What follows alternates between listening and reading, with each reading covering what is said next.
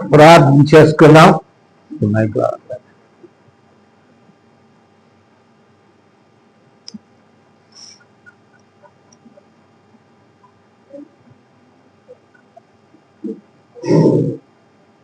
ప్రార్థన చేసుకున్నాం. తలలు వంచండి. దేవుని సన్నిధికి వచ్చాం. దేవుని పట్ల విధేయత, భయము కలిగి దేవుని సన్నిధిలో గడుపుదాం. ప్రార్థన చేసుకుందాం. ఏకీభవించండి. ప్రేమ నమ్మకము కలిగిన మా పరలోకపు తండ్రి, నీ అత్యంత ఘనమైన నామానికి స్తుతులు స్తోత్రాలు చెల్లించుకునే ధన్యత ఈ దినాన్ని మాకు దయచేసినందుకు వందనాలు. ఈ దినాన్ని చూడాలని, దినాన్ని బ్రతికుండాలని లోకంలో చాలా మంది అనుకుని కొంతమంది లేకుండా పోయినారు. వారికంటే మేము గొప్పవాళ్ళం కాదు, కానీ కేవలం నీ ఉచిత కృప ద్వారా సజీవ లెక్కలో ఉండి నీ కుమారుడు, మా ప్రభువు, మా రక్షకుడు, మా నాథుడైనటువంటి యేసుక్రీస్తు వారి శ్రేష్ఠ బలియాగం ద్వారా మమ్మల్ని బిడ్డలుగా చేసుకుని నాటి నుండి నేటి వరకు మా జీవితాల్లో, మా బ్రతుకులో అనేక మేళ్లు మా కంటికి కనపడనివి, మా హృదయానికి గోచరము కానివి, మా తలంపులు కూడా అందరి మేళ్లు మా పట్ల చేసుకుంటూ వస్తున్నాం. ఒక్కొక్కసారి మా జీవితాల్లో, మా బ్రతుకుల్లో కష్టమో, నష్టమో, బాధో, దుఃఖమో, ఆయాసమో కలిగినప్పుడు అనేక సార్లు మేము అవిశ్వాసాలు అయిపోతున్నాం. మనిషి రొట్టె వల్ల కాదు నాయన, దేవుని నోట నుండి వచ్చి ప్రతి మాట వల్ల జీవించినని ఆ జీవం మాటలు వినే ధన్యత ఈ దినాన్ని మాకు దయచేసినందుకు వందనాలు. ఇదిగో నాయన, ఇంతవరకు నిన్ను కీర్తించాము, నిన్ను ఆరాధించాము, నిన్ను మహింపరిచాము. వాక్య ధ్యానములోకి వెళ్తున్న మమ్మల్ని మరొకసారి జ్ఞాపకం చేసుకోనండి. వాక్యపు వెలుగు మా మీద ఉంచండి. నీ ఆత్మచేత మమ్మల్ని అందరినీ ముద్రించండి. గ్రహించుకునే హృదయమును, హత్తుకునే మనసును మా అందరికీ దయచేయండి. విన్న మాటలు విని మర్చిపోయి మోసపోకుండా ఆ మాటలు మా హృదయంలో దాచుకునే ధన్యత మాకందరికీ దయచేయమని యేసుక్రీస్తు వారి నామమున బట్టి వేడుకుంటున్నాము తండ్రి. ఆమేన్. సరిగ్గా కట్ అయిపోతున్నాయి. ఏది ఏది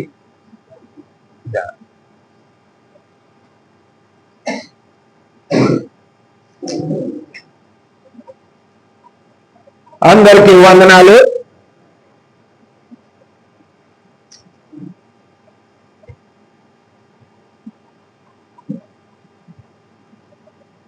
గత వారం మనము నేర్చుకున్నటువంటి మాట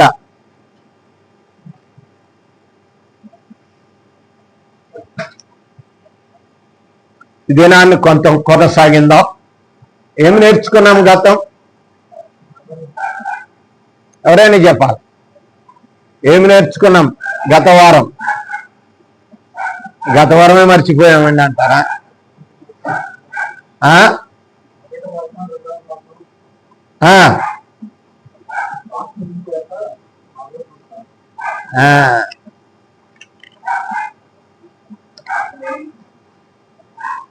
కనుక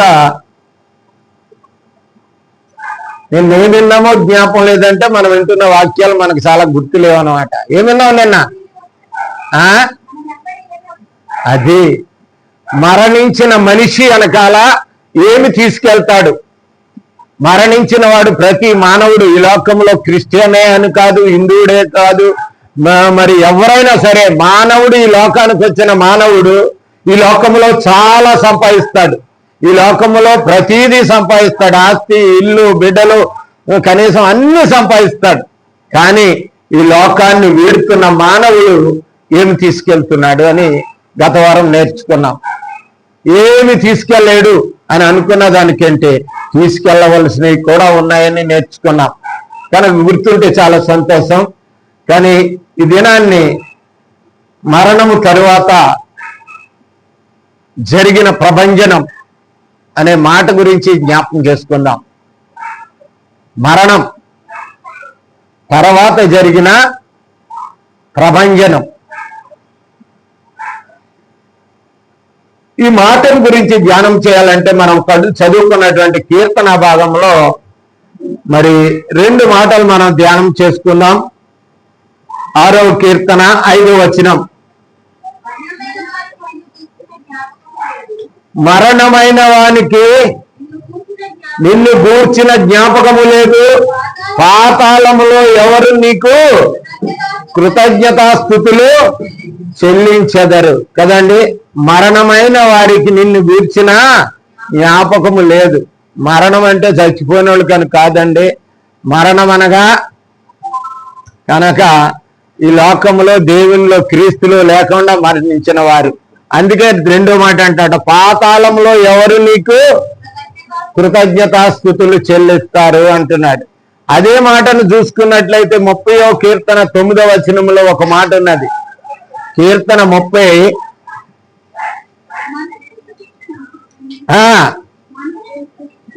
మన్ను నిన్ను స్తుతించిన నీ సత్యముల గురించి అది వివరించునా. మన్ను, మానవుడు మన్ను అయిపోయిన తర్వాత మన్ను స్తుతిస్తుందా? నిన్ను స్తుతించలేదు.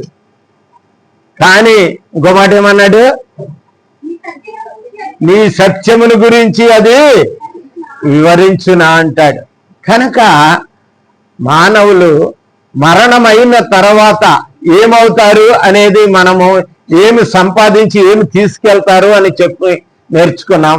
2వది ఇవాళ నేర్చుకోవాల్సింది ఏంటంటే మరణ ప్రభంజనము నేర్చుకోవాలి. మరణము తర్వాత, యేసుక్రీస్తు మరణము తర్వాత, ప్రభు అయిన యేసుక్రీస్తు చనిపోయిన తర్వాత జరిగినటువంటి ప్రభంజనం ఒక విప్లవం, ఒక ఉద్గడ్డమైనటువంటి ఒక మార్పు వచ్చింది సృష్టిలో యేసు ప్రభు చనిపోయిన తర్వాత. మరి ఈ విషయం చాలా చిన్న విషయం, కానీ పెద్దగా నేను ధ్యానం చేసినాను. కొంచెం మరి జాగ్రత్తగా విన్నట్లయితే ఈ విషయం బాగుగా మీకు అందరికీ అర్థమవుతుంది.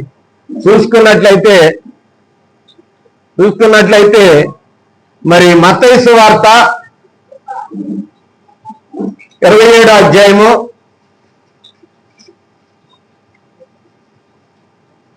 50 నుండి 54. యేసు మరలా బిగ్గరగా కేకవేసి ప్రాణము విడిచెను. మార్కు సువార్త 15వ అధ్యాయం 37 నుంచి 39.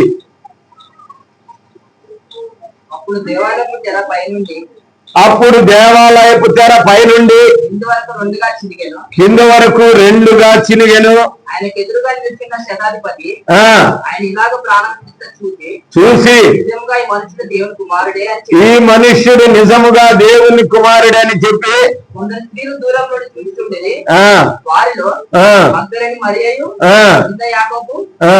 39 సరిపోద్ది. లూకాసు వార్త 23, 44, 48.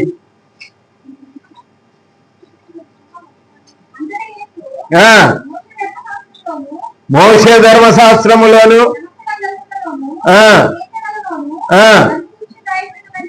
నన్ను గూర్చి రాయబడినవన్నీ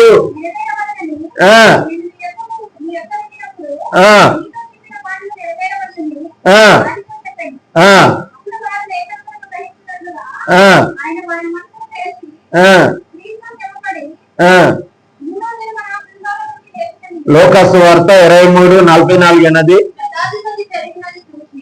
శతాధిపతి జరిగినది చూసి ఈ మనుష్యుడు నిజముగా నీతిమంతుడై ఉండునని చెప్పి దేవుణ్ణి మహిమపరిచెను. 48 వరకు చదువమ్మా.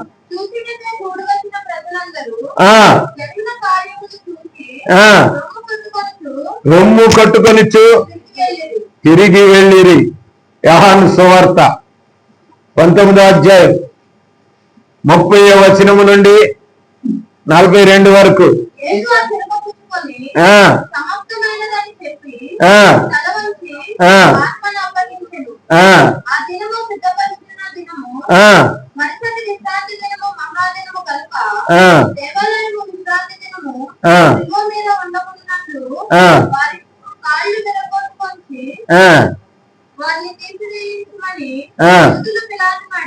కాబట్టి సైనికులు వచ్చి ఆయనతో కూడా శిలువపై పడిన మొదటి యేసు వద్దకు వచ్చి మొదట చదవమ్మా. అంతకు ముందే ఆయన మృతి పొంది ఉండడం చూసి ఆయన కాళ్ళు విరగొట్టలేదు కానీ సైనికులలో ఒకడు ఇంటితో ఆయన ప్రక్కలు పడిచింది. వెంటనే రక్తము నీళ్లు కారెను. చూసిన వాడు సాక్షిస్తున్నాడు. అతని సాక్ష్యము సత్యమే. నమ్మనట్లు అతడు సత్యము చెప్పుతున్నాడని ఆయన మెరుగును. ఈ 4 సువార్తల్లోనూ యేసు ప్రభు వారి యొక్క మరణము పునరుద్ధానాన్ని కూడా వివరించినటువంటి సందర్భాలు చూసినాం. 4 సువార్తికులు కూడా మత్తయి, మార్కు, లూకా, యోహాను గారు కూడా వారు పరిశుద్ధాత్మ ద్వారా వివరించిన విషయాలు ఏక అభిప్రాయం కాకుండా వారు చూసినది పరిశుద్ధాత్ముడు వారికి బయలుపరిచిన సందర్భాలను బట్టి వివరించినారు. కనుక మనం ఈ రోజునే యేసు ప్రభు వారు మరణము తర్వాత ఏమి జరిగింది అనేది మనం ఈ దినాన్ని నేర్చుకుందాం. ఆ మరణ సమయంలో జరిగిన విషయాలు ఏమిటి, ఆ మరణము తర్వాత ఆయన మరణించిన తర్వాత ప్రాణము విడిచిన తర్వాత ఏమి జరిగింది అది మనం నేర్చుకోవాలి. చూడండి, మనం చూసినట్లయితే మరి మత్తయి సువార్త 27వ అధ్యాయము అందరూ తీయాలి ప్రియులారా. 50వ వచనం.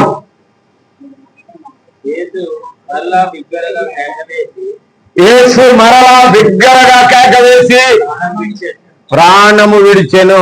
ఏమని కేక వేశాడండి?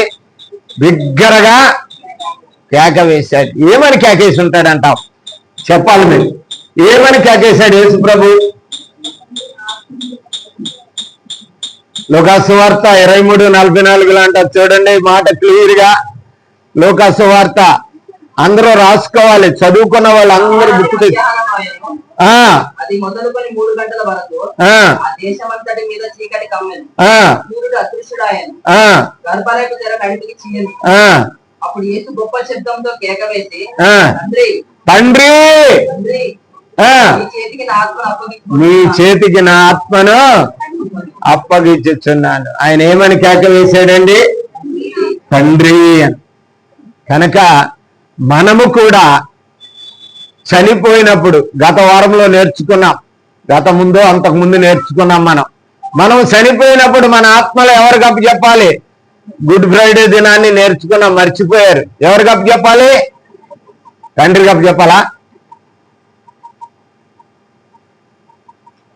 ఎవరికి అప్పచెప్పాలి మన ఆత్మల్ని?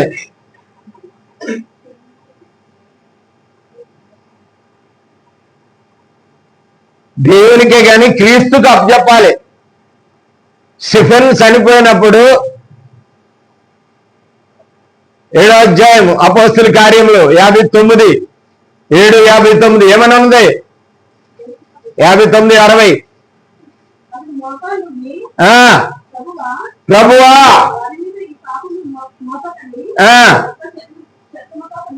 పలికెను. తర్వాత యేసు ప్రభువా, ఈ మాట చాలా ముఖ్యమైనది. యేసు ప్రభువా. కనుక మనము కూడా మన ఆత్మలను కాపాడిన దేవునికి అంటే యేసు ప్రభుకు అప్పచెప్పాలి.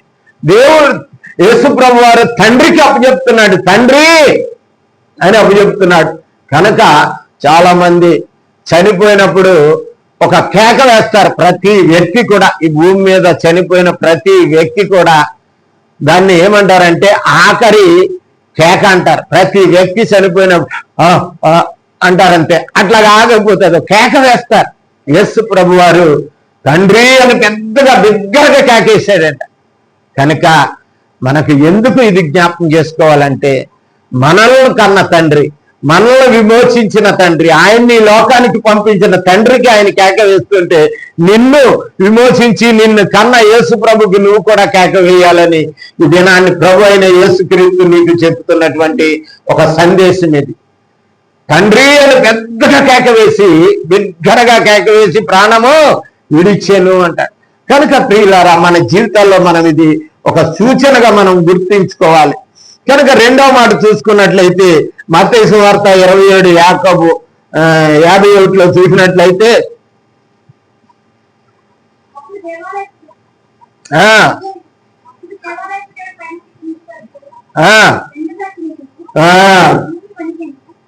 ఏమైందంట? దేవాలయపు తెర పైనుండి కింద వరకు రెండుగా చినిగెను. రెండుగా చినిగిపోయిందంట. కింద నుంచి చినిగిపోయిందంటే సరిపోయింది కదా, పైనుండి అని ఎందుకన్నారు చెప్పాలి. అది ఎవరు తిరిగి తీసేశారు దాన్ని? దేవుడే చేశాడు. పైనుండి అని అన్న మాట అన్నంటే దేవుడే ఆ కార్యం చేశాడు. దేవాలయపు తెర చిరగటంలో ఉన్న ఉద్దేశం ఏమిటి చెప్పాలి?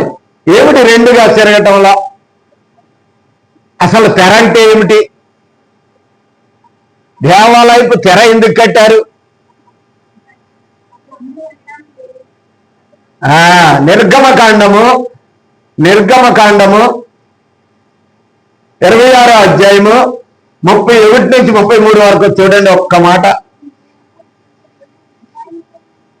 మరియు నీవు నీలద్రావము రక్తవర్ణములను రక్తవర్ణము గల ఒక అడ్డ తెరకు తేలిన సన్న నారతో చేయవలెను.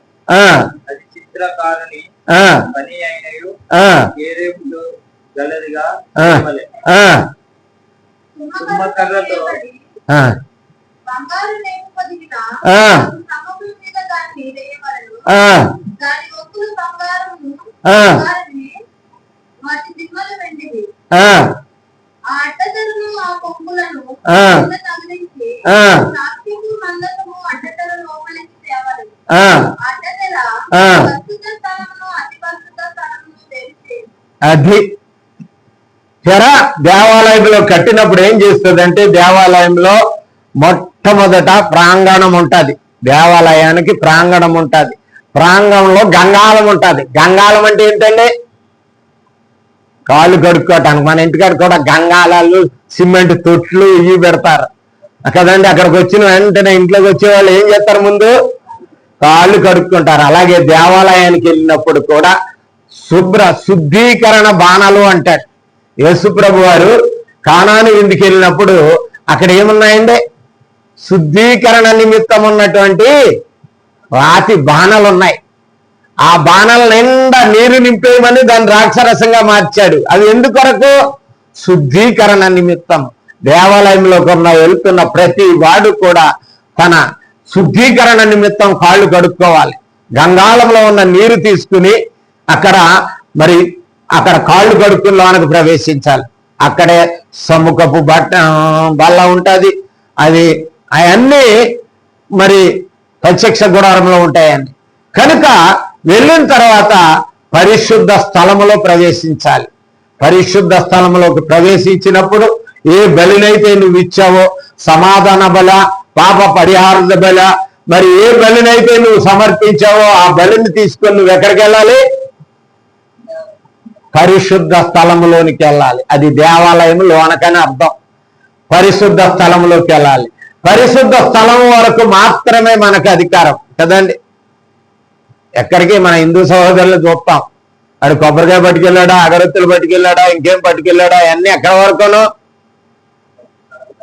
చెప్పండి. మీకు తెలుసు, చాలా మంది చూస్తున్నాం మనం. లేకపోతే యూట్యూబ్ లో కూడా చూపెడుతున్నారు. ఎక్కడి వరకు పరిమితం? గర్భగుడి గడప వరకే పరిమితం. అక్కడి నుంచి లోనికి వెళ్తానండి నేను అంటే ఒప్పుకుంటాడు?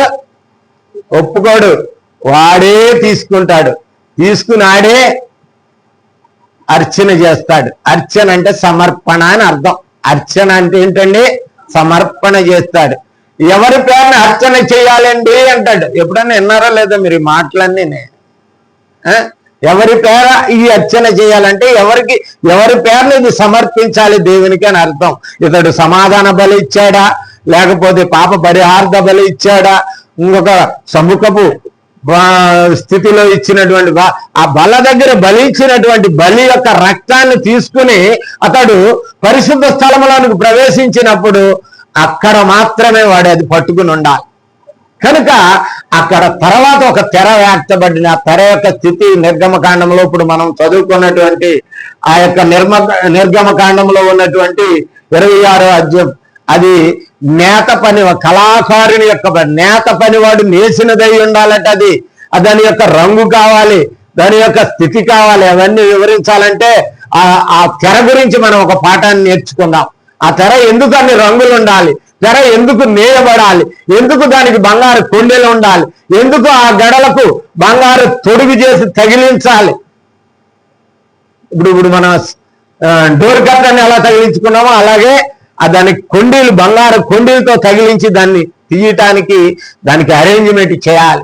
కనుక అటువంటి బంగారు తెర ఎందుకు ఇచ్చినారు, ఎందుకు చేసినారు అని అంటే ఒకటి చూడండి. హెబ్రీయులకు రాసిన పత్రిక 9వ అధ్యాయం 1వ వచనం నుండి 8వ వచనం వరకు చూసుకున్నట్లయితే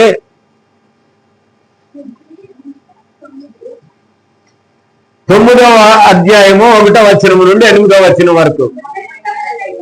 కొత్త నిబంధననైతే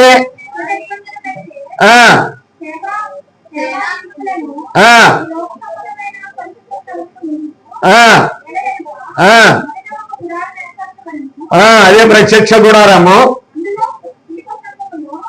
అందులో దీపస్తంభమును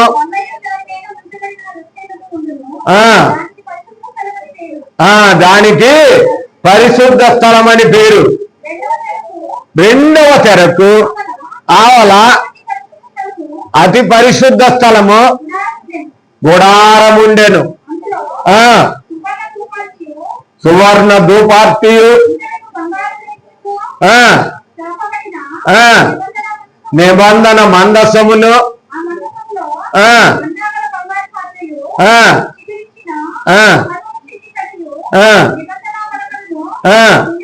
ఉండెను.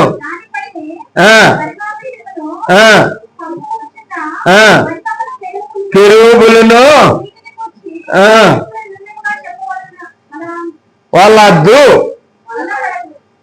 వాళ్ళద్దు అంటాడు. తర్వాత మీకు అర్థమవుతుంది ఎందుకు ఆ తెర అంటే పరిశుద్ధ స్థలము, అతి పరిశుద్ధ స్థలము ఏర్పరిచాడు. ఆ తెర ఎందుకున్నదంటే పరిశుద్ధ స్థలము, అతి పరిశుద్ధ స్థలము ఏర్పరిచాడు. అదే 10వ అధ్యాయం చూడండి, హెబ్రీయులకు రాసిన పత్రిక 19 నుండి 20 వరకు. యేసు మన కొరకు, యేసు ప్రభువారు మన కొరకు ప్రతిష్ఠించాడు, ప్రతిష్ఠింపబడ్డాడు. ఆయన ప్రతిష్ఠింపబడ్డాడు, అర్పింపబడ్డాడు. మనకు పరిశుద్ధుడైన క్రీస్తు మన కొరకు అర్పింపబడ్డాడు. ప్రతిష్ఠించుట అని అర్థం. నూతనమైనదియును నియమమును గలదియును ఆయన శరీరమును తెర ద్వారా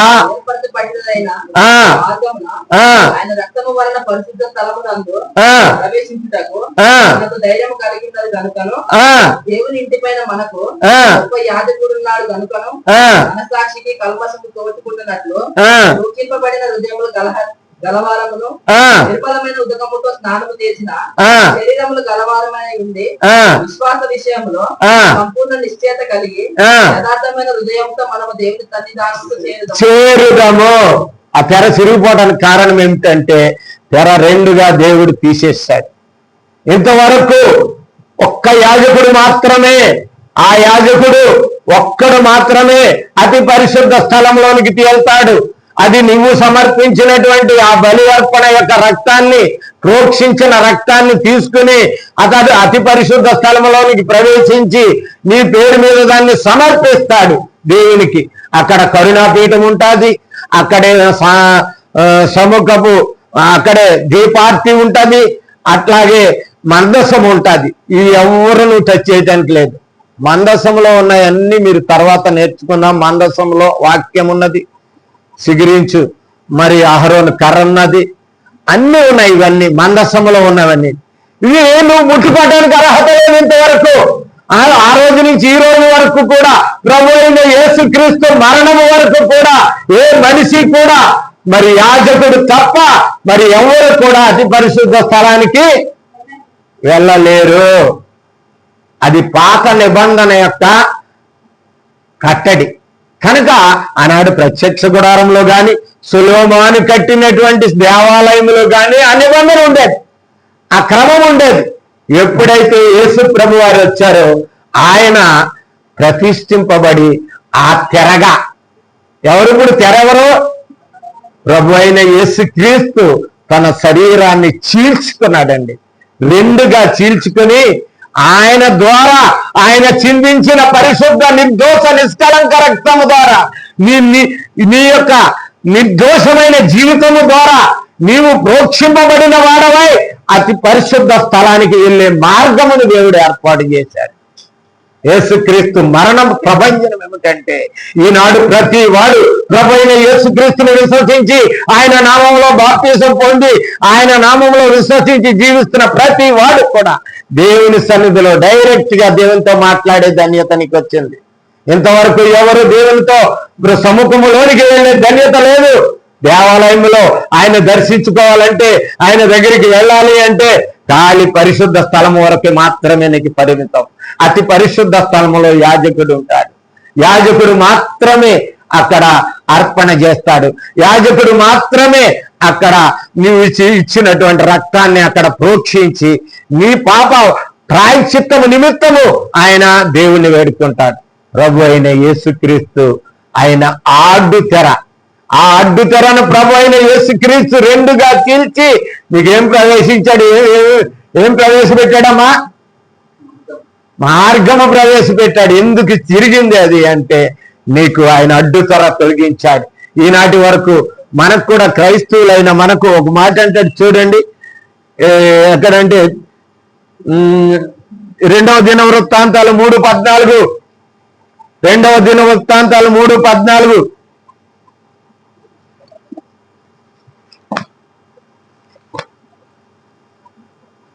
అతడు నీలి నూలుతోను ఊదా నూలుతోను ఎర్రని నూలుతోను సన్నపు నారా నూలుతోను ఒక తెరను చేయించి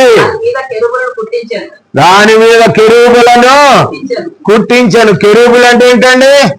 దేవదూతలు. కెరూబులను కుట్టించను. ఇదిను గాక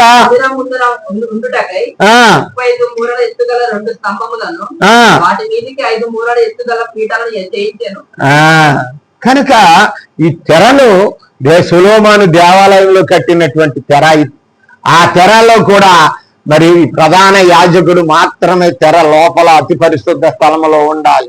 కనుక నువ్వు ఇప్పుడు అప్పుడు వరకు నువ్వేంటంటే పరిశుద్ధుడు కాదు, నీ పరిశుద్ధత లేదు.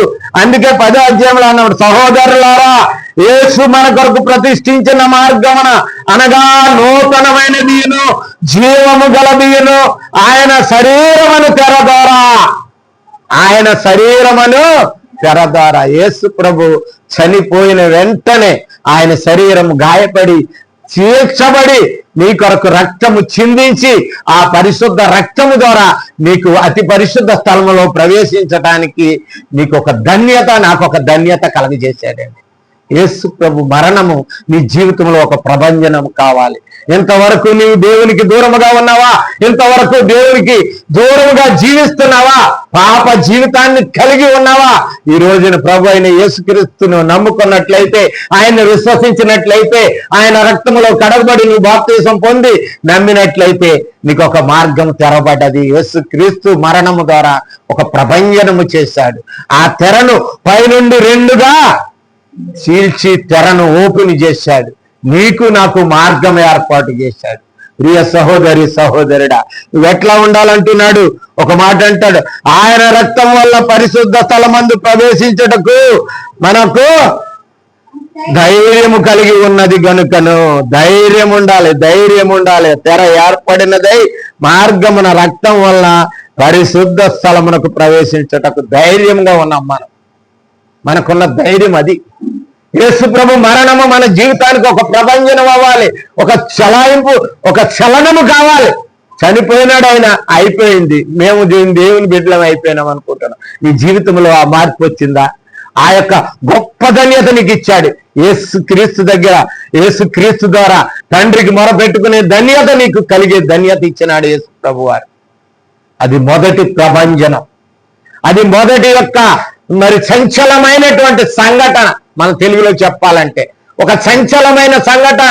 ఆనాడు ఏర్పాటు చేసుకున్నటువంటి ఆనాటి ప్రత్యక్ష గుడారం మొదలుకొని సొలొమోను దేవాలయం వరకు కూడా, ఈ రోజు వరకు ఆ యేసు ప్రభు మరణ దినము వరకు కూడా ఆ పరిస్థితి లేదు. ఎప్పుడైతే యేసు ప్రభు మరణించారో ఆ దినమునే ప్రతి వాళ్ళకి ప్రభు అయిన యేసుక్రీస్తుని దర్శించుకునే కదా. మీరు దర్శించుకోవటం అంటే ఆయన్ను చేరటం, ఆయన దగ్గర మన విన్నపాలు చెప్పుకునే ధన్యత దేవుడు మనకిచ్చాడు. నువ్వెక్కడ మోకరిస్తావో, నువ్వు రక్షణ పొంది బాప్తిసం పొంది ఎక్కడ నిలిచావో యేసు ప్రభు అతి పరిశుద్ధ స్థలంలో మార్గం నీకు తెరిచాడు. పరిశుద్ధం. చాలా మంది అంటారు, ఎక్కడ నాకు ప్రత్యేకమైన దర్శనం వచ్చిందంటారు మన హైందవ సహోదరులు. ఎప్పుడన్నా విన్నారో లేదో మీరు? ఏం చేస్తారు అని అంటే వాళ్ళు గర్భగుడి వరకు వెళ్తామంటారు. గర్భగుడి అంటారు. ఎప్పుడు వినలేదా మీరు? గర్భద్వారం అనే మాట కూడా వినలేదా మీరు పిల్లరా? గర్భద్వారము అంటే ఆయన పాద దర్శనానికి వెళ్తాం మేము అని అర్థం. అక్కడికి వెళ్ళిన తర్వాత ఆయన పాదాలు కూడా ముట్టుకోరు వీళ్ళు. ఆ గడపని దండాలు పెట్టుకుంటారు, ఆ గడపకు దండాలు పెట్టుకుని వస్తారు వీళ్ళు. కానీ నీకు నాకు ఒక ప్రత్యేకమైనటువంటి ప్రవేశం ఇచ్చాడు. ప్రభు అయిన యేసుక్రీస్తు మరణము నీ జీవితంలో ఒక ధన్యత పొందినావు. అది ఏమిటి తెలుసా? సంచలనమైనటువంటి సంగతి అది. యేసు ప్రభు వారు నీకు ఒక మార్గాన్ని తెరిచాడు. ఆయన తండ్రితో నువ్వు మొరపెట్టుకోవటానికి అబ్బా తండ్రి అని ఒక ధన్యత దయచేశాడు. రోమీలకు రాసిన పత్రిక 8వ అధ్యాయం 26వ వచనంలో అంటాడు, 8:26 చూచి సహాయము చేయుచున్నాడు. ఏలయనగా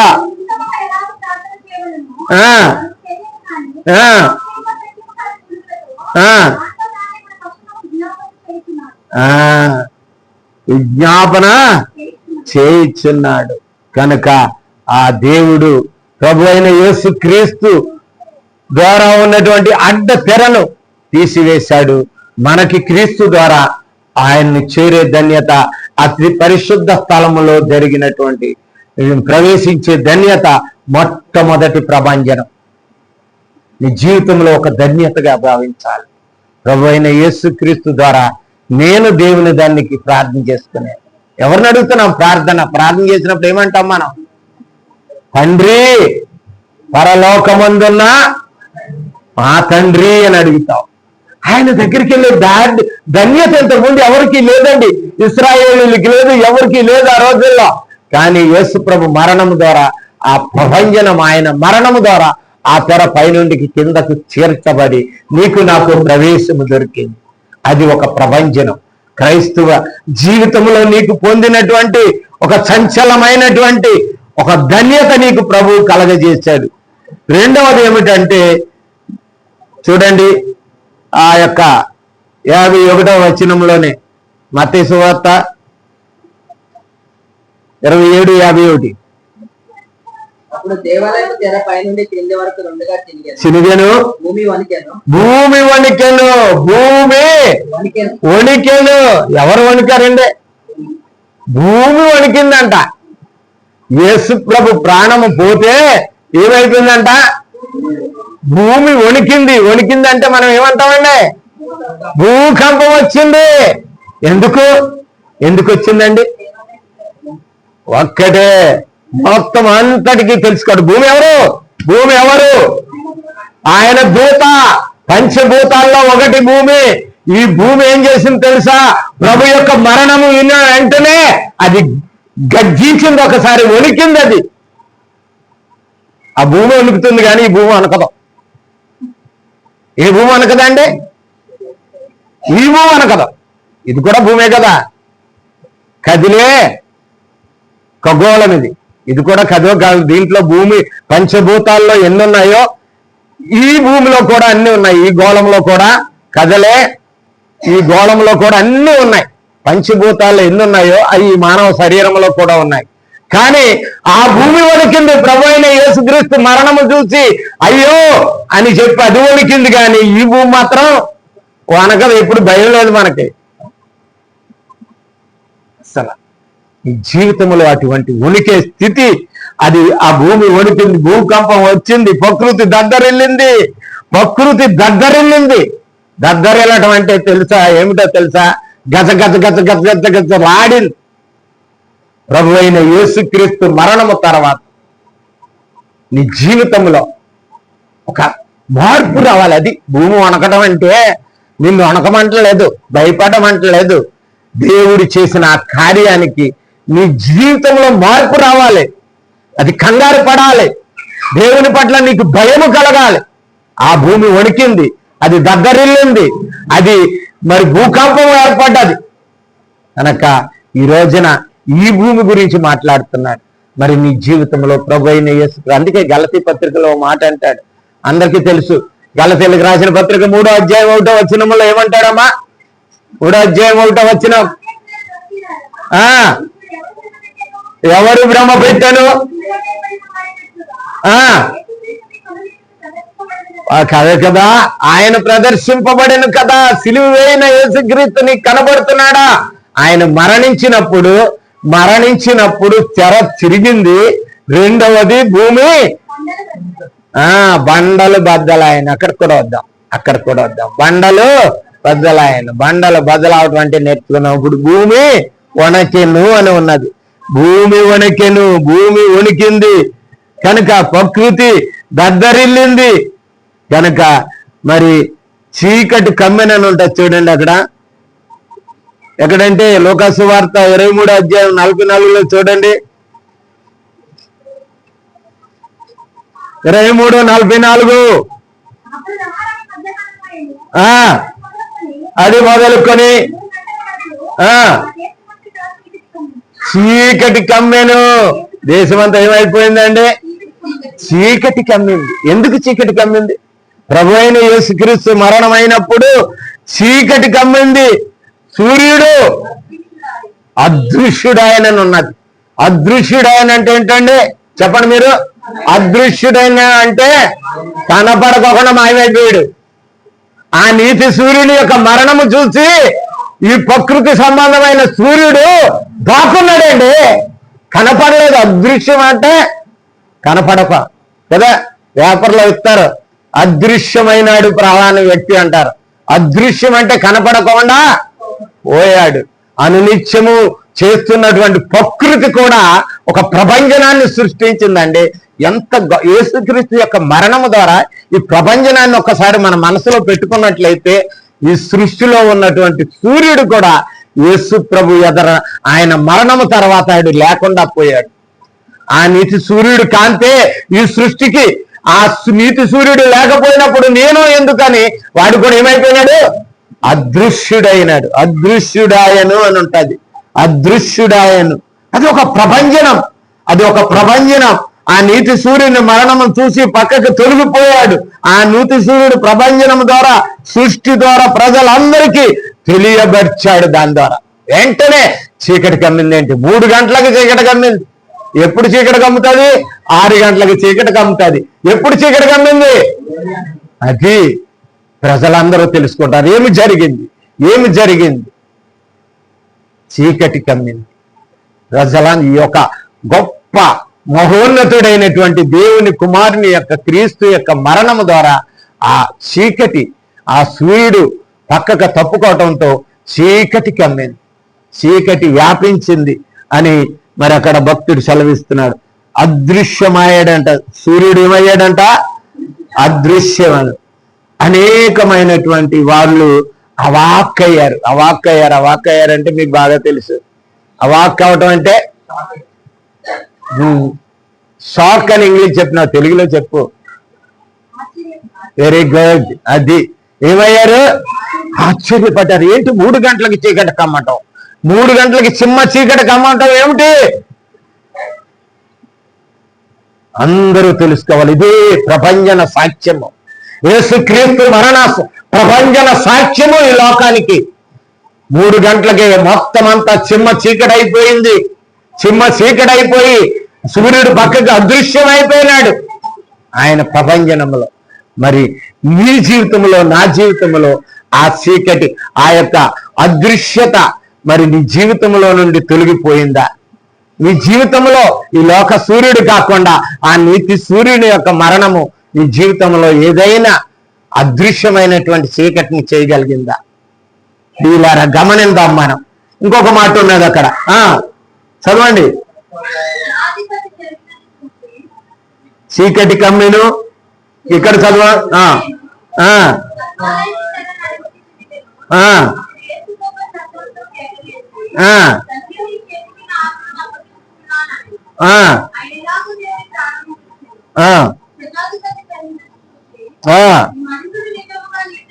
మత్తయి సువార్త 27:52 చదవండి. సమాధులు తెరవబడేను. ప్రభంజనం ఏమిటంటే సమాధులు తెరవబడ్డాయి. సమాధులు తెరవబడ్డాయి. సమాధులు అంటే ఏంటండి? చనిపోయిన వారిని ప్రాతి పెట్టినట్టు సమాధులు ఏమైనాయంట? తెరవబడ్డాయి. తెరవబడ్డాయట అంటే వాటికి అవే బయటికి మరి లెగిసి వచ్చినాయి అన్నమాట శవాలు. చూడండి అక్కడ ఏమున్నదో. అనేకులు పరిశుద్ధుల శరీరములు లేచెను. పరిశుద్ధుల శరీరములు అనేకమైనవి లేచాను. ఈ పరిశుద్ధుడైన యేసు క్రీస్తు మరణము అనేకమైన పరిశుద్ధులను లేపింది. అనేక మందిని లేపగలిగింది. భూమి దగ్గరెళ్ళింది. తనలో ఉన్న పరిశుద్ధుల్ని బయటికి పంపేసింది. అనేక మంది. ప్రియ సహోదరి సహోదరుడా, నీ జీవితంలో నువ్వు పరిశుద్ధులు అయినట్లయితే మరణము నుండి, నీవు ఆ పాపము నుండి, ఆ మరణ స్థితి నుండి బయటికి రావాలి. పరిశుద్ధులు బయటకు వచ్చారంట. చదవ చూడండి, అది మంచిగా చెప్పినాడు ఆ మాట. నిద్రించిన అనేక మంది పరిశుద్ధులు శరీరములు లేచెను. శరీరములు లేచెను. అనేక మంది శరీరాలతో లేచినారు. చనిపోవటం కదండి. ఒక మాట అంటారు ఎక్కడ తెలుసా? యోబు గ్రంథం 14:14 ఏమంటాడండి? యోబు 14:14 మరణమైన తరువాత మరులు బ్రతుకుదురు. అదే ప్రపంచనం. బ్రతుకుదురు. నువ్వు చనిపోయిన యేసుక్రీస్తు మరణం నిన్ను లేపుతాడు. అనేక మంది పరిశుద్ధులు సమాధులు తెలుసుకుని యెరూషలేము పట్టణం అంతా తిరిగడ్డారంట. అనేక మందికి కనబడ్డారు. ఏమిటి ఈ ఆశ్చర్యం? ఏమిటి ఈ సంఘటన? ప్రభు అయిన యేసుక్రీస్తు మరణం. ఆయన మరణము ద్వారా సమాధుల్లో ఉన్న పరిశుద్ధులు లెగిసారి శరీరాలతో. ఇది ఇంకో మాట నేర్చుకుందాంలే. ఇది ఇంకొక సబ్జెక్ట్ కింద నేర్చుకుందాం. ఈ మరణము గురించి ఒక సబ్జెక్ట్ గురించి నేర్చుకుందాం. కనుక అనేక మంది పరిశుద్ధులు మరి ఆ యెరూషలేము పట్టణములో తిరిగారు. అనేక మంది యెరూషలేములో తిరిగి అనేక మంది ఏమి చెప్పారంట? వాళ్ళు చెప్పండి మీరు. ప్రభు అయిన యేసుక్రీస్తు నీ కొరకు నా కొరకు చనిపోయాడని ప్రకటించారండి వాళ్ళు. అయ్యో నువ్వు చనిపోయినావు కదా, ప్రభు అయిన యేసుక్రీస్తు మరణమే నాకేమిచ్చింది? జీవాన్ని ఇచ్చింది. నన్ను సమాధిలో నుంచి లేపింది అని చెప్పి వాళ్ళ సాక్ష్యం చెప్పుకుంటూ తిరిగినారు. ప్రియ సహోదరి సహోదరుడా, యేసుక్రీస్తు మరణము నిన్ను లేపగలిగిందా? పరిశుద్ధుడు అయిన నిన్ను లేపగలిగి నువ్వు సువార్త చెప్పి ఆ వీధుల్లో తిరిగే ధన్యత నీకు దయచేసిందా? అది ఒక ప్రభంజనం. యేసుక్రీస్తు మరణము ఒక ప్రభంజనం అండి. అందుకే అంటున్నాను, ప్రభంజనం అంటే మరి ఆశ్చర్యకరమైన చంచలకరమైనటువంటి దృశ్యం అది. యేసు ప్రభు మరణం తెలుసా అండి? ఎంత గొప్ప విషయం అంటే అది అంత గొప్ప విషయం.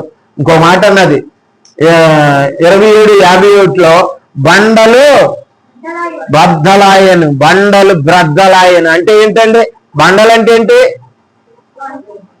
బండలంటే రాళ్ళు బద్దలైపోయినాయంట. అనేక కొండలు పగిలిపోయినాయి, గణేట్లు తయారైపోయినాయి, ఇల్లులు కట్టుకోవచ్చు అని. అంతేనా? మరేంటండి బండలు బద్దలైనాయి అంటే ఏంటి? బండలు బద్దలైనాయి చూపించమంటారా? ఎలా బద్దలైనాయో చూడండి, లోకసువార్త 23వ అధ్యాయం 47వ వచనం బదులైనది చూడండి.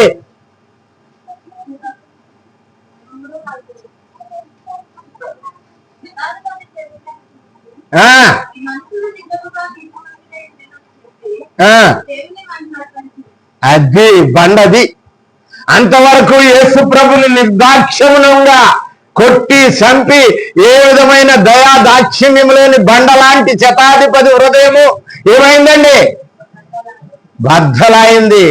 ఆయన కాఠిన్య హృదయము, బండలాంటి హృదయము పగిలిపోయింది. కానీ ఈ బండలాంటి హృదయాలు ఉన్నాయి చూసావా, చలించవి. చలింతాయంటావా? మనం చలించం. ఎవడది? రోమా సైన్యం. యూదుడు కాదు, ఇశ్రాయేలీయుడు కాదు. ఎవరు శతాధిపతి? రోమీయుడు, రోమా సైన్యం. ఆ అన్యుడైన తన హృదయాన్ని చంపుకుని నిజంగా యేసు ప్రభుని ఒప్పుకున్నాడు. కానీ ఆ రోజులు శతాధిపతి వీళ్ళు కానీ ఎవరు, మన శాస్త్రులు కానీ, పరిసయ్యులు కానీ, యూదులు కానీ ప్రధాన యాజకులు కానీ ఎవరు కూడా వారి హృదయాలు ఏమి కాలేదు. ఈ రోజునే ఒక సేవకుడు చనిపోతే అనేక అన్యులు సాక్ష్యం చెప్తున్నారు. అన్యులు చెప్తున్నారు ఆయన నిజముగా దేవుని సేవకుడే. వింటారు మీరు యూట్యూబ్లో. ఆయన నిజముగా గొప్ప సేవకుడు అని చెప్పగలుగుతున్నారు. కానీ మన క్రైస్తవులు కొంచెం జడుతున్నారు, ఆయన మీదకి వచ్చింది నా మీదకి ఎక్కడ వస్తుందో అని కదండి చాలా మంది. కనుక ప్రియ సహోదరి సహోదరుడా, ప్రభు అయిన యేసు క్రీస్తు మరణము నీలాంటి బండ హృదయాన్ని మాంసపు ముద్దగల హృదయముగా చేయగలిగిందా? ఒక స్పందించే హృదయం చేయగలిగిందా? అప్పుడే యేసు ప్రభు మరణం ఒక ప్రభంజనం. అప్పుడే నీ హృదయం స్పందించాలి. నా కొరకే చనిపోయాడు, నా కాఠిన్య హృదయము, నాలో కనికరము లేని హృదయము బద్దలు అవ్వాలి. బండలు బద్దలైనాయి అంట ఆ రోజు. ఆ బండలాంటి హృదయము కలిగినటువంటి శతాధిపతులు కానీ, సైన్యము కానీ, అక్కడ యేసుక్రీస్తును హింసించిన ప్రతి వారు కూడా నిజముగా ఈయన దేవుని కుమారుడే, నిజముగా ఈయన దేవుని కుమారుడని ఒప్పుకున్నాయి. కానీ బండలాంటి ఆ హృదయం కరిగింది. కానీ మరి ఈ బండలు కదలట్లేదు. బండ అంటే ఏమిటండి? క్రీస్తుని కలిగిన ప్రతివాడు బండే. క్రీస్తుని కలిగిన ప్రతివాడు కూడా బండ మీద కట్టిన ఇల్లే కదా. ఈ బండలాంటి మన హృదయాలు కలగాలి. అందుకే ఆ ప్రభంజనం నీ జీవితంలో, నా జీవితంలో కలగాలి. ఇంకా 2 మాటలు చూసుకుందాం. 51లోకి చూసినట్లయితే ఒక చూడండి, ఈ 54లో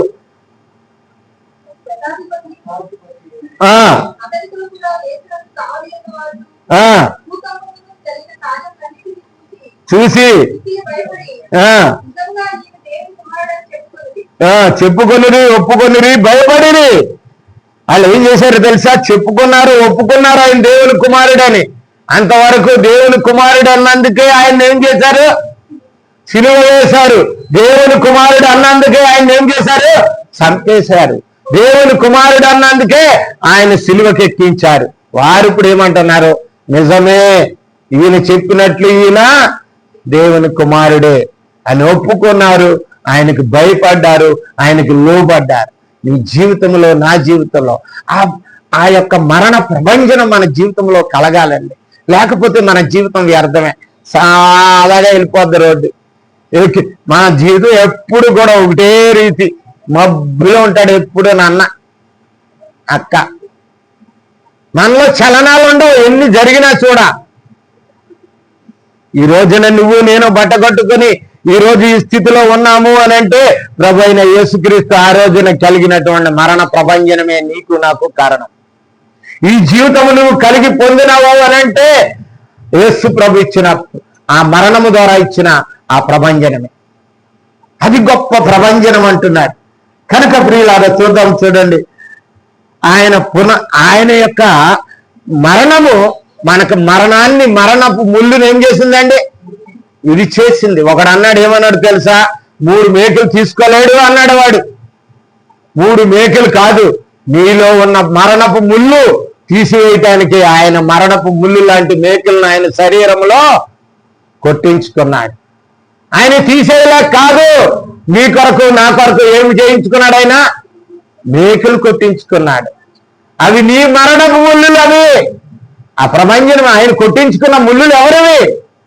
నీకున్న నాకున్న పాపపు ముళ్ళులు అవి. ఆ పాపపు ముళ్ళులు తీసివేయటానికి ఆయన పాపపు ముళ్ళు లాంటి శీలలు మేకులు ఆయన శరీరంలో కొట్టించుకున్నాడు.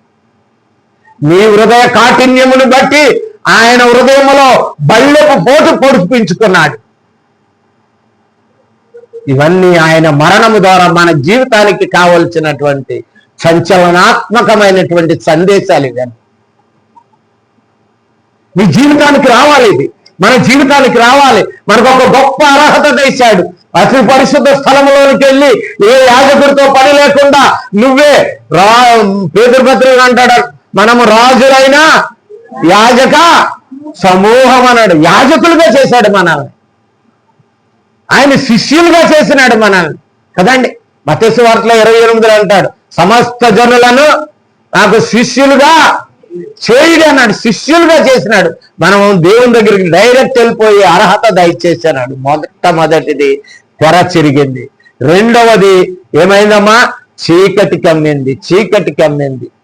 మానవ జీవితంలో ఉన్నటువంటి అంధకార సంబంధమైనటువంటి జీవితంలో అంధకారమైనటువంటి జీవితం అంతా చీకటితో కమ్మి వాళ్ళ చీకటిలో మునిగిపోయినారు. ఆ దేశమంతా చీకటి కమ్మినని ఉంటది. అక్కడ ఎక్కడ కమ్మింది చీకటి? ఆ దేశమంతా చీకటి కమ్మింది. కనుక వాళ్ళందరూ కూడా ఆ యొక్క ప్రభు అయిన యేసుక్రీస్తు మరణము ద్వారా ఆ యొక్క చీకటిలో వాళ్ళు ఉండిపోయినారు. కనుక ప్రియులారా గమనిద్దాం. చూడండి, కొరింథీయులకు రాసిన మొదటి పత్రిక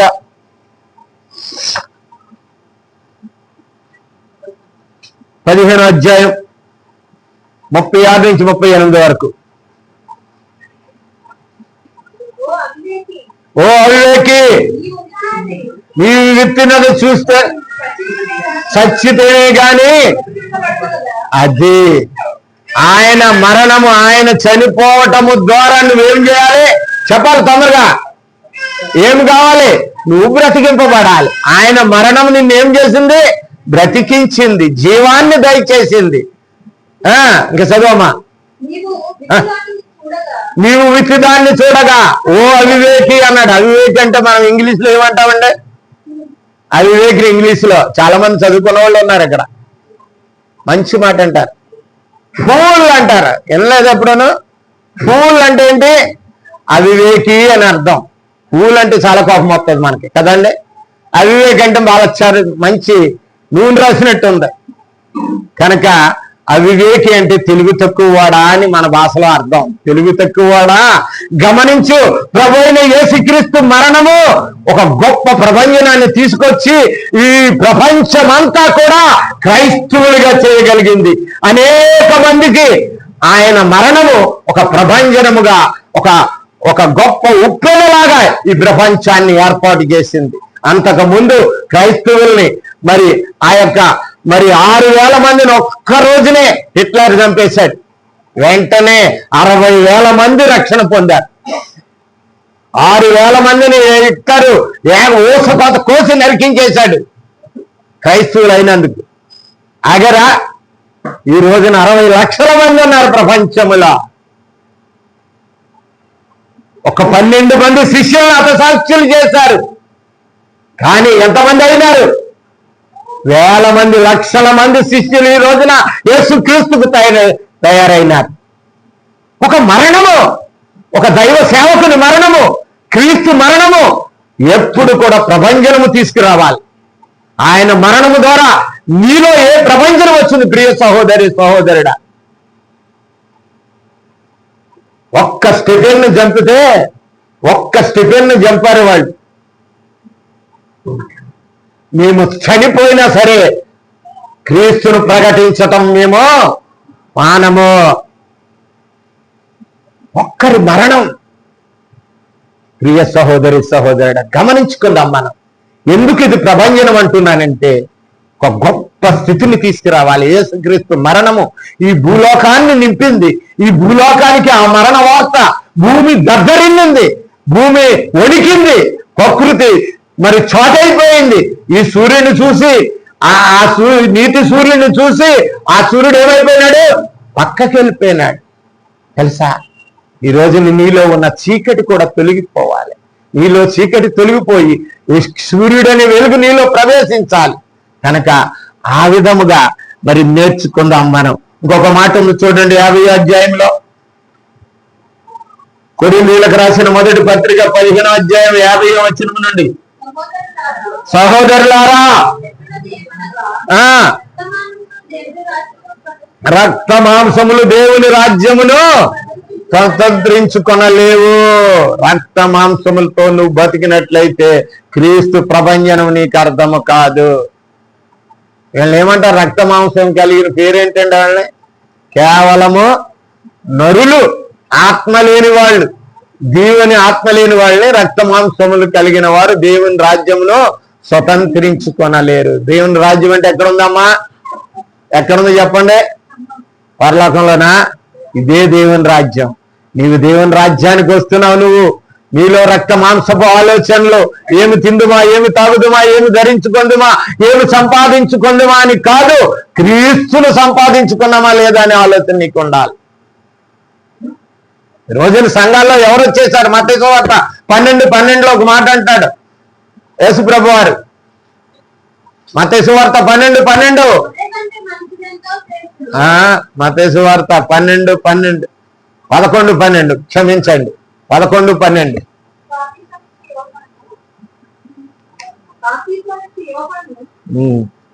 మొదలుకొని పరలోక రాజ్యము బలత్కారముగా పట్టబడుచున్నది, బలత్కారులు దానిని బలత్కారముగా పట్టబడుతుంది. బలత్కారులు అంటే ఏంటండి? బలత్కారులు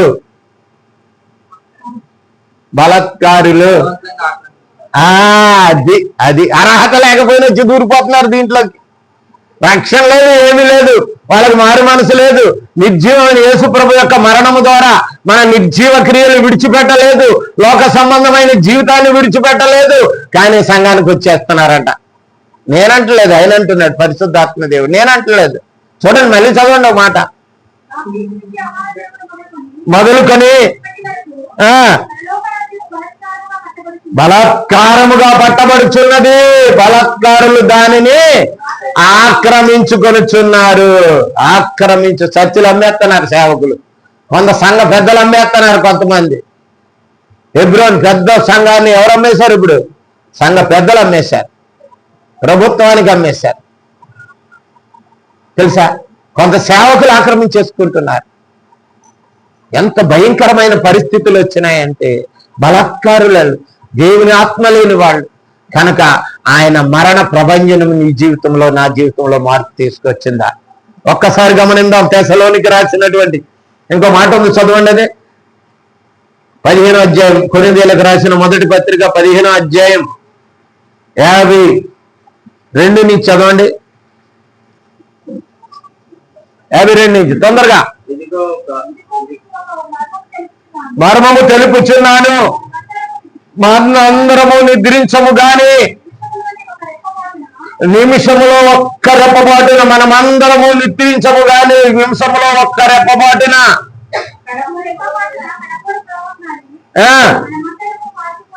మనమందరము మార్పు పొందుదము. తర్వాత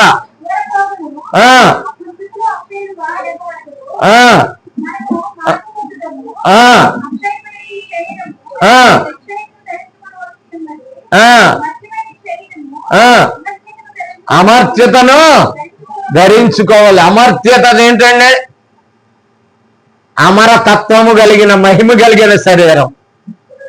మర్త్యము అంటే మరణ తుల్యమైనటువంటి శరీరము.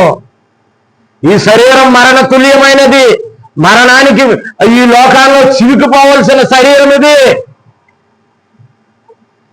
యేసు ప్రభు మరణం నీ జీవితంలో ఒక అమరత్వానికి నాంది అయిందా? ఒక అక్షయతకు నాంది అయిందా? యేసు ప్రభు మరణించాడు అంటే ఆ ప్రభంజనం నీ జీవితంలో, నీ బ్రతుకులో కావాలి. యేసు ప్రభు అందరూ చెప్తారు యేసు ప్రభు మరణం అయిపోయాడని, యేసుప్రభు దేవుని ఎరిగిన ప్రతివాడు కూడా చెప్తాడు. అదేం గొప్ప కాదు. నీ జీవితంలో ఏమైనా మార్పు తెచ్చిందా? ఒక అక్షయతను ధరించుకోవాల్సి ఉన్నది ఇది అని నువ్వు మరి చనిపోయి తిరిగి లేచిన స్థితి నీదిలో జీవము కలిగిన స్థితి ఉన్నదా? అనేక మంది సమాధులు తెరవబడ్డ యేసుప్రభు చనిపోయినప్పుడు పరిశుద్ధులు అనేక మంది లేచి ఆ యొక్క పరిశుద్ధ పట్టణమైనటువంటి యెరూషలేములో తిరిగి అనేక మందికి అగపడురి అని ఉన్నది అక్కడ. మరి నువ్వు లేచావా? నువ్వు పరిశుద్ధుడువా అపరిశుద్ధుడువా? అనేక మందికి అగపడాలి, యేసుప్రభు మరణమును ప్రకటించాలి. అది ప్రభు అయిన యేసుక్రీస్తు ప్రభంజనం ఏమిటో తెలుసా? ఆయన మరణము ద్వారా నీలో జీవము రావాలి. ఆయన మరణము ద్వారా నీలో అక్షయత రావాలి. అక్షయత కోల్పోయి అక్షయత వచ్చి అమరత్వం కలిగిన శరీరాలతో ఈ లోకములో అనేక మందికి ప్రకటించాలి. వాళ్ళు అనేక మందికి యేసుప్రభు మరణాన్ని పరిశుద్ధులైన వాళ్ళు అనేక మంది ప్రకటించారు. దశలోనికి రాసిన మొదటి పత్రిక 4వ అధ్యాయం 14వ వచనంలో ఒక మంచి మాట అంటాడు. మనము నమ్మిన ఎడల అదే ప్రకారము వెంట పెట్టుకుని వచ్చును. కనుక ఆయన ప్రకారమే నువ్వు మరణించినట్లయితే మరణము నుండి నిన్ను కూడా లేపుతాడు. యేసుక్రీస్తు మరణ ప్రభంజనం అంటే అదే. యేసుక్రీస్తు మరణము ద్వారా నీ జీవితంలో ఒక చంచలమైనటువంటి మార్పు రావాలి. నీ బ్రతుకు మారాలి, నీ స్థితి మారాలి, నీ యొక్క నడవడిక ప్రవర్తన సమస్తం మారాలి. ఎందుకు మరణించాడు ఆయన? పని పాట లేకుండా మరణించాడు ఆయన నీకు నాకు రక్షణ ఇవ్వటానికే. నీ జీవితాన్ని నా జీవితాన్ని ఈ మరణమైనటువంటి పాప లోకములో విడిచిపెట్టుకోకుండా ఈ మరణము నుండి విమోచించి ఆయన మేకులు దించుకున్నటువంటి ఆ మరణపు ముళ్ళును విడిచి నీకు నిత్యత్వం విజయం దయచేయటానికే. ఆయన మరణం మన జీవితానికి ఒక విజయం అండి. ఆయన మరణం మనకేమిటండి? జయం. నిస్సి అంటారు చాలా మంది, అన్నారో లేదో. జయకేతం. ఆయన మరణ ప్రభంజనం. అది మరణము తర్వాత ప్రభంజనం గురించి ఆలోచించాలి. క్రైస్తవుడు ఆలోచించవలసింది యేసుక్రీస్తు మరణం తర్వాత నా జీవితంలో ఏం మార్పు వచ్చింది? ఆయన నా కొరకు చనిపోయిన తర్వాత నా జీవితంలో ఏం మార్పు వచ్చింది? ఏ విధంగా నా జీవితం మారింది? నా కొరకే కదా ఆ పరిశుద్ధుడు పరలోకము నుండి ఈ లోకానికి మానవ శరీరకంలో వచ్చి ఆ కల్వరి మీద బలి నా కొరకే ఆయన చనిపోయినాడు కదా. మరి నీ ఆ పరిస్థితి ఏమిటి? ఒక చిన్న మాటలు, 2 మాటలు నేర్చుకుందాం. ప్రవీణ్ పగడాల గారి గురించి మీకు తెలుసు. ఆయన సువార్త ఎలా చేశాడో ఎవరికి తెలియదు. ఎక్కడో కొన్ని చర్చిల్లో సువార్త చెప్పడం వినేవారు. కొంతమంది ఆ ప్రాంతం వెళ్ళేటప్పుడు విన్నారు. చాలా మంది మంచిగా చెప్తున్నాడు అనుకున్నారు.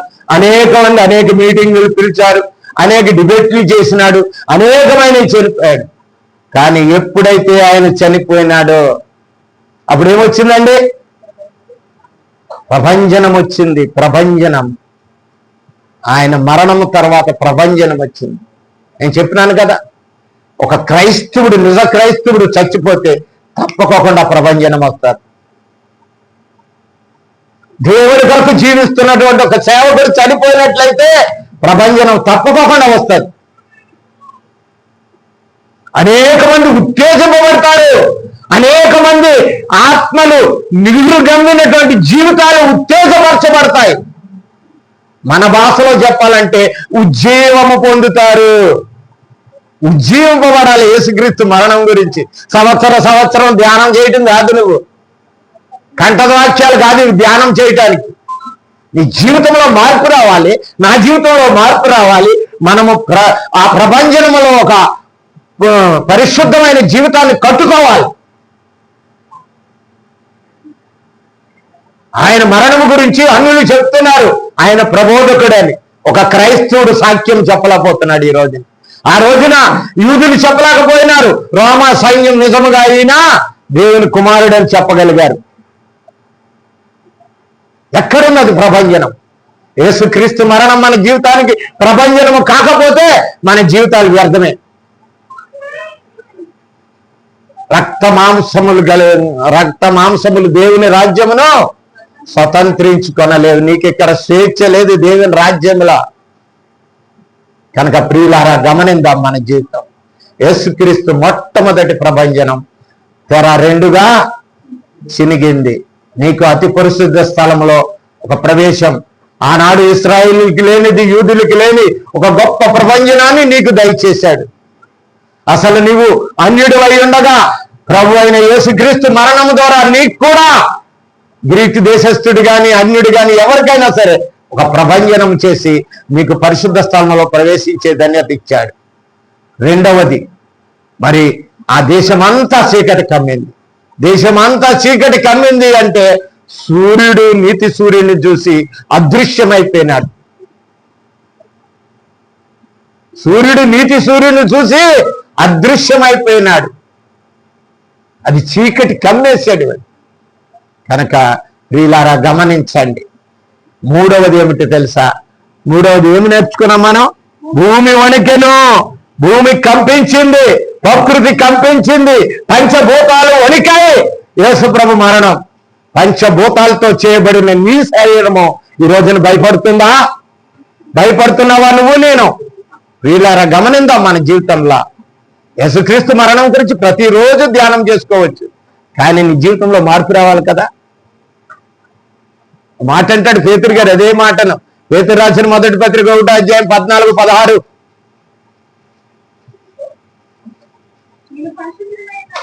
నేను పరిశుద్ధుడనై ఉన్నాను గనుక మీరును పరిశుద్ధులై ఉండునని వ్రాయబడిన ప్రకారము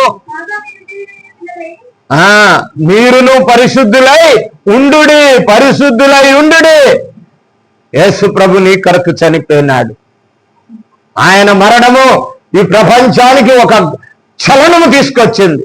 భూమి వణికింది, పంచభూతాలు వణికినాయి, సూర్యుడు తప్పుకున్నాడు, అనేకమైనవి జరిగినాయి. కానీ నీ జీవితంలో నా జీవితంలో ఆ పరిశుద్ధత వచ్చింది. ఆ పరిశుద్ధుడి యొక్క ప్రభంజనం ఏర్పడ్డదా? ఏమిటంటే అది తర్వాత నా మాట.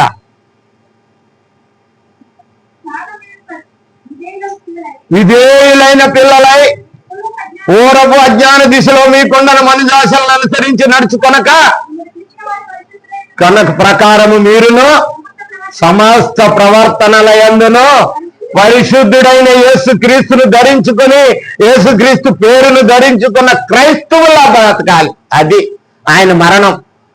ఆయన మరణము మన మరణాన్ని ఓడించిందండి. ఆయన మరణము మనకు మరణము లేకుండా చేసిందండి. ఆయన మరణము మన మరణములో నుంచి జీవములోనికి దాటించిందండి. ఆయన మరణము మనకు ఒక ప్రత్యేక దర్శనము దయచేసిందండి. ఎన్ని మార్పులు ఆయన మరణం ద్వారా వచ్చినాయి ప్రియ సహోదరి సహోదరుడా. అటువంటి మార్పులు జీవితంలో ఒక్కటైనా ఉందా? ఒక్కటైనా ఈ దినాన్ని నుంచి అయినా, ఇంతవరకు లేకపోతే పర్వాలేదు, ఈ దినాన్ని నుంచి అయినా సరే ఒక సేవకుడు చనిపోతే మరి తెలుగు తెలంగాణ రాష్ట్రాలన్నీ ఐక్యమైనాయి. క్రైస్తవులకి ఐక్యత లేదు, ఒకరితో ఒకరు మాట్లాడుకోరు. ఐక్యత దేంతో పోల్చాడండి? ఐక్యత ఐక్యత చదవండి కీర్తన, అది ఒక వివరించి ముగించేస్తాను. కీర్తన గ్రంథం 133.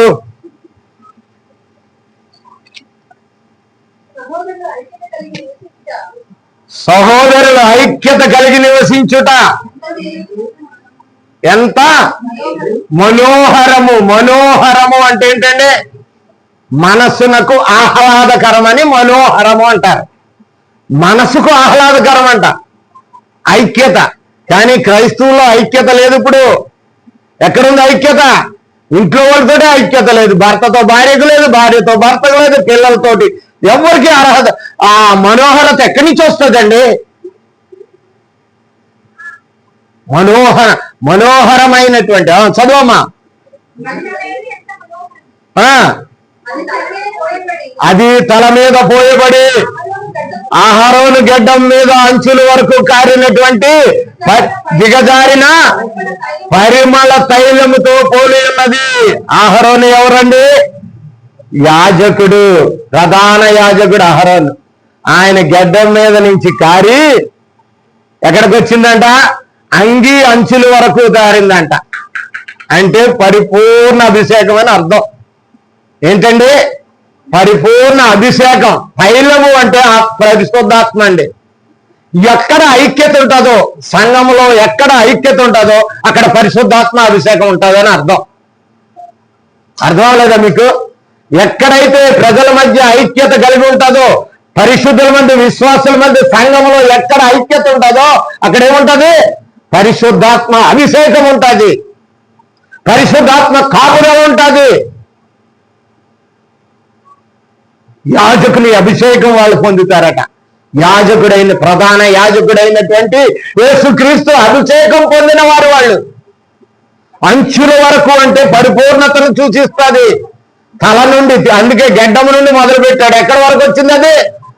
అంచులు. అంగీ అంచులు ఎక్కడ ఉంటాయంటే మనలాంటి ఏదో చెట్ల కాదు. ఇంతకుముందు యూదులు వేసుకున్నది ఎక్కడికి ఉండేది? భూమిని కమ్మే అంత ఉండేది అంగి. అక్కడ వరకు అంటే పరిపూర్ణతకు గుర్తు. ప్రియ సహోదరి, సహోదరుడా, యేసు ప్రభు యొక్క మరణము నీ జీవితానికి ఒక ఆనందాన్ని, మనోహరాన్ని ఇవ్వాలి. ఐక్యత చేయాలి. క్రైస్తవుల్లో ఐక్యత కోల్పోయింది. ఆయన మరణము ద్వారా మరి శత్రువులు కూడా మిత్రులు అయిపోయినారు. తెలుసా మీకు? ఎవరెవరు శత్రువులు కూడా ఆయన మరణం ద్వారా? హేరోదు, పిలాతు, ఇద్దరు బద్ధ శత్రువులు. వాళ్ళు ఏమైపోయినారు? కనుక మనం ఇంకా అలాగే ఉన్నాం. పక్కన చూస్తే చాలు, మనం ఇలా పక్కన చూస్తే చాలు బాధ వచ్చేస్తుంది. మన పక్కన చూడడం ఎంత మీరు కదా, మీరు మంచోళ్ళే. కనుక చెప్తున్నాను నేను, వేర్లారా, మనము యేసు ప్రభు యొక్క మరణము మన జీవితానికి ఒక ప్రభంజనము కావాలి. అందుకే మరి ఈ గొప్ప కొన్ని విషయాలు దేవుడు నన్ను ప్రేరేపించాడు ఈ విషయము. కనుక మన జీవితానికి ఏ విధమైన ప్రభంజనాన్ని తీసుకొచ్చింది? మార్పు రావాలి. యేసుక్రీస్తు మరణం మన బ్రతుకుకు ఒక జీవాన్ని ఇవ్వాలి, ఒక సంతోషాన్ని ఇవ్వాలి, ఒక నెమ్మదిని ఇవ్వాలి, ఒక ఆశీర్వాదం ఇవ్వాలి, ఒక దీవెన ఇవ్వాలి, ఒక ధన్యకర జీవితంగా మార్చాలి. యేసు ప్రభు మరణం. అందుకే మరి దీనికి పేరు పెట్టింది నేనేంటంటే మరణము తర్వాత ప్రభంజనము అని. మరణము తర్వాత, యేసు ప్రభు మరణము తర్వాత. అదే కాదు, ఒక భక్తుడు చనిపోయిన వెంటనే, స్టీఫెన్ మారిపోయిన వెంటనే వేల మంది మారారు. ఆనాడు ఆ రోమా చక్రవర్తులు అనేక మందిని మరి తారు రాసి పూసి అంటించిన వెంటనే మరి రోమాలో రాజు సైతము, కాన్స్టంటైన్ ప్రభు సైతము రక్షణ పొంది దేశమంతా కూడా రోమిలందరూ క్రిస్టియన్స్ గా మార్చబడ్డారు. వాళ్ళ క్రైస్తవ విరోధులప్పుడు ఒక సేవకుని యొక్క రక్తం భూమి మీద పడ్డదంటే అది ప్రభంజనం అవుతుంది. క్రీస్తు రక్తం ఈ భూమి మీద ఏ ప్రభంజనం అయిందో ఒక క్రైస్తవుడి రక్తము కూడా ప్రభంజనము కావాలి. మరి నీ రక్తం ఏం చేస్తుంది? నీ రక్తం కార్చనే కార్చవు కదా. మనకెవరికే మనకే ఉండాలి. కనుక ప్రియులారా, మనము చేయవలసిన పని ఏమిటంటే ఆఖరిగా రోమీయులకు రాసిన పత్రిక 15వ అధ్యాయం 1వ వచనం 2వ వచనం.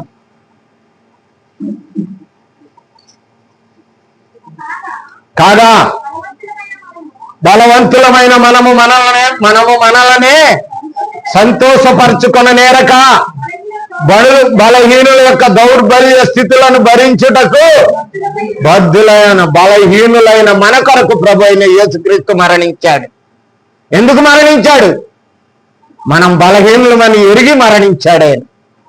మరి నీవు ఎవరికైనా బలహీనుల కొరకు బాధ్యత కలిగి వారి కొరకు మరణించడానికి అంటే సాక్రిఫైస్ చేయడానికి సిద్ధపడుతున్నావా? నీలో ప్రభంజనం వచ్చిందా? ప్రభు అయిన యేసుక్రీస్తు మరణం అది నీ జీవానికి ఉజ్జీవం తీసుకురావాలి, నీ బ్రతుకు ఉజ్జీవం తీసుకురావాలి, నీ జీవితంలో సంతోషం, సమాధానం, మనోహరం కావాలి. అది అప్పుడు ప్రధాన యాజకుని యొక్క అభిషేకం నీకు నాకు ఉంటుంది. అట్టి ధన్యతలో చేరి వచ్చిన మనకును వింటున్న వారి అందరికీ దేవుడు సదా దయచేయును గాక. ఆమేన్.